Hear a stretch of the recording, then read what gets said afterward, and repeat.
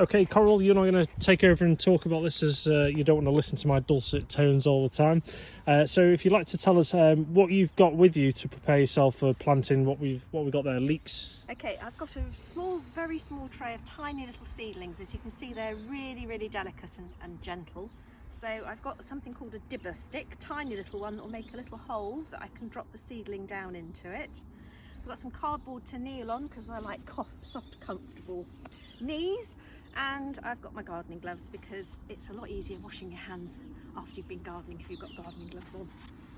So, okay, next step, Coral. Planting anything can be tedious, time consuming, and patience is the thing that we really want.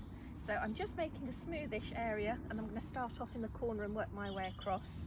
So leeks will grow quite tall and they will also be quite large. So although it looks as if I'm planting them very wide apart at the moment, that will give them plenty of growing space and hopefully I won't have to do anything else with it. So just wiggle it in, make a little hole, roughly about 4 or 5 fingers, so I'll probably get 2 in on this corner. Perhaps actually let's start again. That's all right, we always make mistakes, don't we, and we just learn from them, and yeah, that's what it's all about. Right, so I'm going to start the first one there, that's it. Right, let's get the first hole. Give it a bit of space, a second hole, give it a bit of space. I'm using my hand as a rough guide as to where to put them. And this is now a very delicate job. So I'm taking my gloves off because these are tiny and very delicate. So I'm just gonna encourage a few of them to come out. And then very gently wiggle and tease.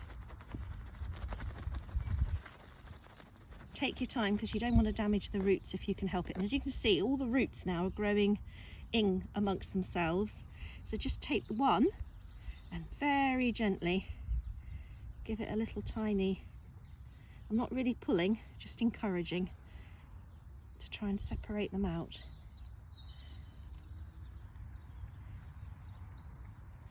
Okay. So that is my small seedling that I'm going to plant, which will turn out into a big leek. You've got the roots at the bottom and you can probably see it's slightly fatter at the bottom. If I had left them in a little longer, that would be more rounded, like a bit of a spring onion shape.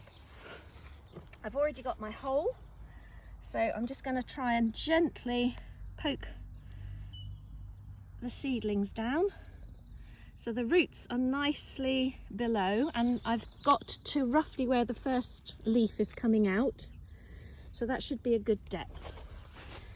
And then what you need to do is firmly plant the soil around it so it gives good support to the plant. So I'm pinching it in and then really pressing it down.